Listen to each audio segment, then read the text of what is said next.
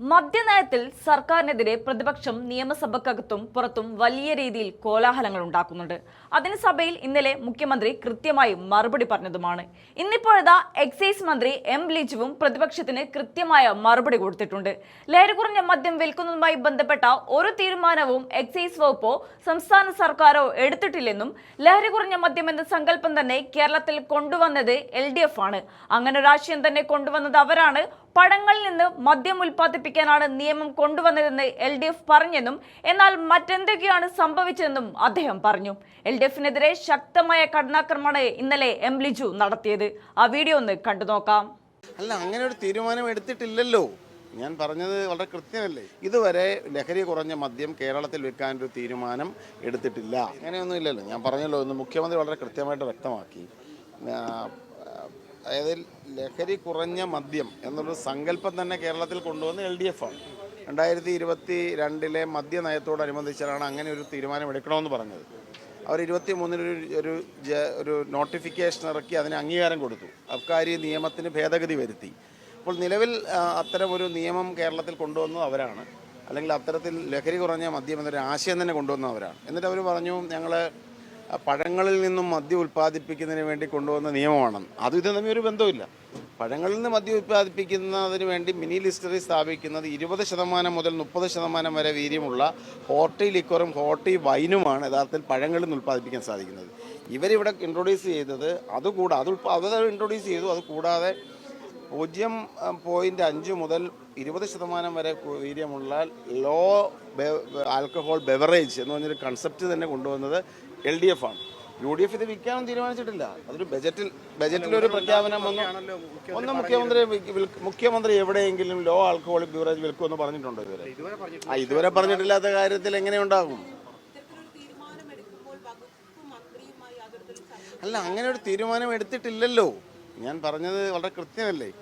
യഥാർത്ഥത്തിൽ ബജറ്റിൽ ഞാൻ പറഞ്ഞത് വളരെ കൃത്യമാണ്. ബജറ്റിൽ വരുന്ന നികുതി നിർദ്ദേശങ്ങൾ മന്ത്രിമാരുമായി ചർച്ച ചെയ്യേണ്ടതില്ല. പക്ഷേ അതിൻ്റെ ഒരു പോളിസി, വിൽക്കണോ വേണ്ടയോ എന്നൊരു പോളിസി എടുക്കുക എന്ന് പറഞ്ഞാൽ അത് മദ്യനയത്തിൻ്റെ അടിസ്ഥാനത്തിലാണ്. മദ്യനയം UDFന് വരാനിരിക്കുന്നേ ഉള്ളൂ. അപ്പോഴാണ് എക്സൈസ് മന്ത്രിയും സംസ്ഥാന മുഖ്യമന്ത്രിയൊക്കെ അത്തരത്തിലൊരു ചർച്ച നടത്തേണ്ടത്. ഇതുവരെ ലഹരി കുറഞ്ഞ മദ്യം കേരളത്തിൽ വിൽക്കാനൊരു തീരുമാനം എടുത്തിട്ടില്ല. ആര് പറഞ്ഞു? നിങ്ങൾ പറയുന്നില്ല ഇതെല്ലാം. അത് മാധ്യമങ്ങളോട് ആര് പറഞ്ഞു? ഞാൻ യഥാർത്ഥത്തിൽ കഴിഞ്ഞ ദിവസം ഇന്ന് മുഖ്യമന്ത്രി പ്രസംഗത്തിൽ പറഞ്ഞു. ഞാനൊരു ദിവസം ഇരിക്കുമ്പോൾ വാർത്ത കാണുകയാണ്, മുഖ്യമന്ത്രിയെ അസംതൃപ്തി അറിയിക്കാൻ വേണ്ടി എക്സൈസ് മന്ത്രി അദ്ദേഹത്തിൻ്റെ വീട്ടിലേക്ക് പോകുന്നു. ഇവിടുത്തെ ഒരു പ്രധാനപ്പെട്ട കുറേ മാധ്യമങ്ങൾ റിപ്പോർട്ട് ചെയ്തതാണ്. ഞാൻ ആരോടും പറഞ്ഞു, എന്നോടാരെങ്കിലും ചോദിച്ചിട്ടുണ്ടോ ഇത് ഇരിക്കുക? അതുകൊണ്ട് എന്ത് സംഭവിച്ചു? എനിക്കെന്നതിൻ്റെ മണ്ഡലത്തെ സംബന്ധിച്ചും എക്സൈസ് വകുപ്പിനെ സംബന്ധിച്ചും ചില കാര്യങ്ങൾ, എക്സൈസ് മോഡേണൈസേഷനെ സംബന്ധിച്ചൊരു പ്രപ്പോസൽ നൽകാൻ മുഖ്യമന്ത്രിയെ കാണാൻ പോകണമായിരുന്നു. അന്ന് മുഖ്യമന്ത്രിയെ കാണാൻ പോയ തൊട്ട് പിന്നാലെ വരുന്ന വാർത്ത എന്താണ്? അതൃപ്തി അണിയിക്കാൻ വേണ്ടി മുഖ്യമന്ത്രി ഞാൻ പോയില്ല, കാണാൻ പോകുന്നു എന്നതിനെ ഞാൻ പറഞ്ഞല്ലോ. ഇതിൽ എക്സൈസ് വകുപ്പിന് കൃത്യമായ നിലപാടുണ്ട്, സംസ്ഥാന സർക്കാർ നിലപാടുണ്ട്. ലഹരി കുറഞ്ഞ മദ്യം കേരളത്തിൽ വിൽക്കുക എന്നുള്ള തീരുമാനം ഇതുവരെ എക്സൈസ് വകുപ്പ് എടുത്തിട്ടില്ല, സംസ്ഥാന സർക്കാർ എടുത്തിട്ടില്ല. കാരണം അതിന് അനുമതി കൊടുക്കേണ്ടത് എക്സൈസ് വകുപ്പിലാണ്. സെയിൽ ടാക്സ് ഏർപ്പെടുത്തി കഴിഞ്ഞാലും ഒരു പ്രൊസീജിയറുണ്ട്. ഞാൻ പറയുന്നത് കേൾക്കൂ, ഒരു പ്രൊസീജിയറുണ്ട്. അതായത് കേരളത്തിൽ ഏത് മദ്യം വിൽക്കണമെങ്കിലും അനുമതി നൽകേണ്ടത്, പെർമിറ്റ് നൽകേണ്ടത് എക്സൈസ് വകുപ്പാണ്, കമ്മീഷണറാണ്. അപ്പോൾ അത്തരമൊരു പെർമിറ്റുമായി ബന്ധപ്പെട്ട ഒരു കാര്യങ്ങളും എക്സൈസിന് മുമ്പിലില്ല. മുഖ്യമന്ത്രി വളരെ കൃത്യമായിട്ട് ഇന്ന് വ്യക്തമാക്കി, മദ്യനയം വന്നതിന് ശേഷം മാത്രമേ ഇത്തരം ഒരു കാര്യത്തിന് പ്രസക്തി ഉള്ളൂ എന്ന കാര്യം. പിന്നെയും ഇത് ചോദിക്കുന്നതിന് അർത്ഥമുണ്ടോ? ഇത് LDFൻ്റെ കാലഘട്ടത്തിൽ നിന്ന ഒരു ലോ ആൽക്കഹോളിക് ബിവറേജസ് എന്ന് പറയുന്നൊരു കാര്യത്തിന് മുഖ്യമന്ത്രിയുടെ ധനകാര്യമന്ത്രിയുടെ നിയന്ത്രണത്തിലുള്ള ടാക്സസ് ഡിപ്പാർട്ട്മെൻറ്റ് സെയിൽ ടാക്സ് എന്ന് ഒരു തീരുമാനമെടുത്തു. നാളെ ഇത് വിൽക്കുകയാണെങ്കിൽ ഇങ്ങായിരിക്കും നികുതി എന്നുള്ളതാണ് ഉദ്ദേശിച്ചത് എന്നാണ് അദ്ദേഹം വളരെ കൃത്യമായി നിയമസഭയിൽ പറയുകയും ചെയ്തു. പിന്നെ എന്തിനാണ് ഇത്തരത്തിൽ വിവാദത്തിൽ എന്ത് പ്രസക്തി?